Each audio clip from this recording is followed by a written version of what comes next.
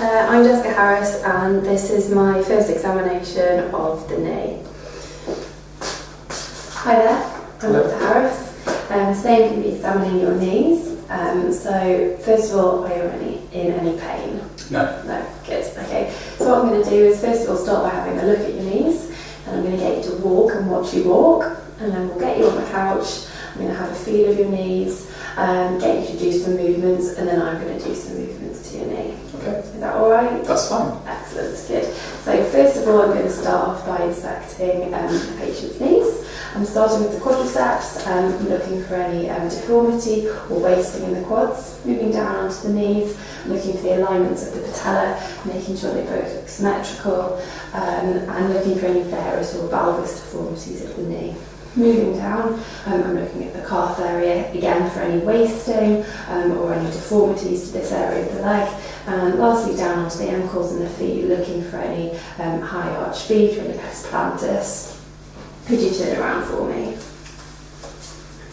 Excellent. So again, I'm inspecting for the same things, the back of the patient's legs. And this patient is more notable that he has evidence of flat feet, slight interning of the ankles. That's great, thank you. So can I get you to walk to the door and back for me? So I'm inspecting the patient walk, looking for any abnormalities, any antalgic gait, looking for any instabilities in the knee whilst they're walking. To assess their function, if I could get you to walk to the door and back on your tiptoes, please. So again, looking for the function, the muscle strength and any instability. Back on your toes, please. Excellent. And last time, I'm going to get you to walk on your heels for me, please.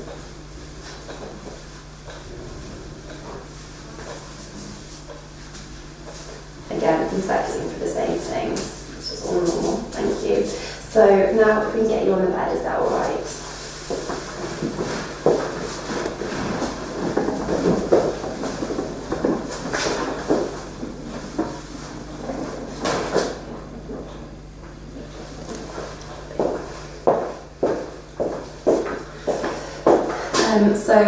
With any patient, I would examine both of the knees to assess both sides, but also for comparisons. But for the sake of this video, I'll just be examining the right knee today. So first of all, I've done my inspection, so I'm going to start while the patient's on the couch palpating the leg and knee. So I'm going to start with the quadriceps area, again feeling for any deformity or pain, looking at the patient's face if they show any pain. I'm moving down onto the quadriceps tendon, again trying to elicit any pain. Moving down onto the patella, feeling all the areas of the patella, moving onto the lower pole, and again down onto the patella tendon where it inserts on the tibial tuberosity, feeling for any pain there or any pain in the tibial tuberosity. In order to feel the insertion of the hamstring muscle, I'm feeling 3 finger breadths below the tibial plateau. Again, any tenderness there? No, good. And then feeling over onto the lateral side, good, use tubercle, the insertion of the iliotibial band. Any pain there? Finally, I'm looking for any effusion in the knee. There doesn't appear to be one, but I could use the swipe test. So swiping either side of the knee, moving, if any fluid around the knee, and looking for a bulge. Which I can't see. At the same time, I'm generally feeling the knee for any heat and looking at the knee for any redness or previous scars while I'm up close. Moving on from palpation, I'm going to get the patient to move their knee. So the first thing I need you to do is to move your knee by yourself, and then I'm going to move your knee with you, alright? So all I need you to do is bend your knee up as far as you can get it. Excellent. Any pain at all? No, and relax your knee back down. Good, good.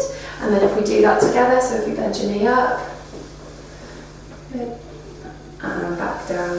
So while I'm doing this, I'm feeling for full range of motion. If the patient showed any pain or stiffness in the knee, seeing whether I could move the knee beyond to where they were comfortable. My hand is on the patella, so I'm also feeling for any crepitus within the knee or below the patella joint. Whilst the knee is an extension as well, you're going to see whether the patient holds the knee in hyperextension, which they don't.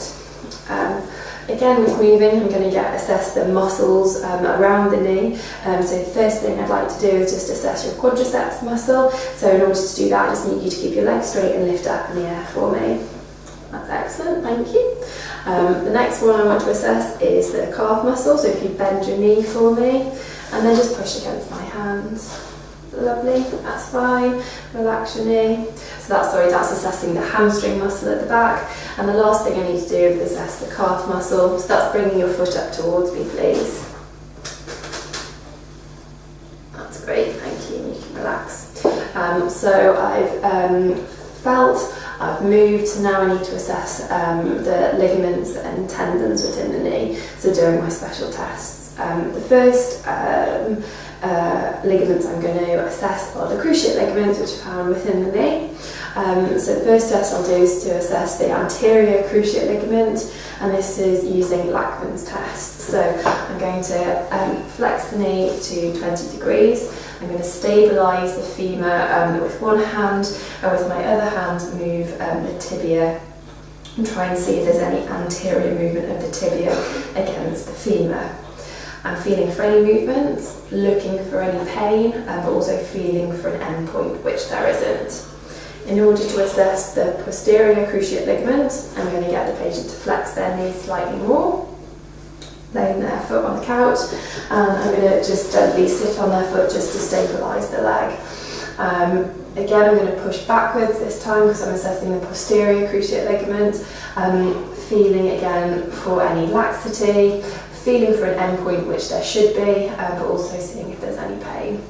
In order to assess the posterior cruciate ligament as well, I like to get the patient to flex both of their knees. If you can bend your other knee for me, and looking and comparing both sides, seeing if there's any obvious step deformity there, which might be present if the patient has damaged their posterior cruciate ligament. You can relax your legs for me. The next test I'm going to move on to is assessing the collateral ligaments. These are the ligaments found at either side of the knee.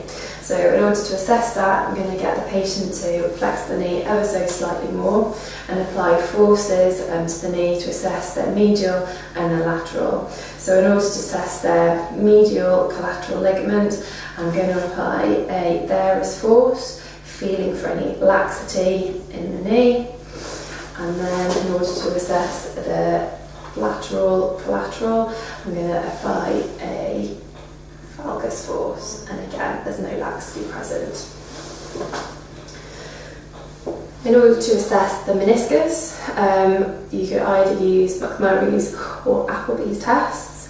I prefer to use McMurray's, and in this case what I'm going to get the patient to do is bend your knee up as far as you can, please. I'm going to hyperextend the knee and place my hand on the patient's foot. I'm going to place my fingers over the medial joint line. And what I'm going to do is I am going to internally rotate the foot in hyperflexion and then extend the knee. I'm feeling for a pop, and I'm also trying to elicit any pain. Is that all right? And then in order to assess the lateral meniscus, again I'm feeling over the joint line. This time I'm externally rotating the foot, and then I'm extending the knee. Any pain? No. The final test that I will do on the knee is the patella apprehension test, which can be used if there's a history of possible patella dislocations. And this is purely manipulating the patella and pushing it laterally. This might elicit pain or apprehension in the patient. Does this feel alright? Good. Excellent. So they're all the tests that I would like to do on the knee. In order to perform a full examination of the knee, it would be appropriate to assess both the hip and the ankle joint, and also assess neurological function within the lower limbs. This would involve sensation, power, tone, coordination and reflexes. I'm going to start by assessing the patient's tone of their legs by simply rocking the leg side to side, normal tone. And then I'm going to move on to assessing the power. I'm just going to focus on their right leg today. Can you lift your leg straight up in the air for me? Can you push your leg down into the bed for me? Can you bend your knee for me? Will you kick my hand away? Pull my hand towards you. Good. Lay your leg down flat. You move your toes towards you. Push, push, push. Push your toes down. Then bring your big toe up towards you. And big toe down. Good. Moving on to sensation. Work through the dermatomes. Can you feel me here? Can you feel me here? Yes. Can you feel me here? Yes. Yeah. Yes. Yes. Good. Unfortunately, I don't have a tendon hammer, but I would try to elicit their reflexes at their knee and their ankles, and also their plantar reflexes. And finally, coordination. If you pop your ankle on your knee and drag it down on your shin for me, and do that again. This is assessing for coordination. Perfect. You can relax.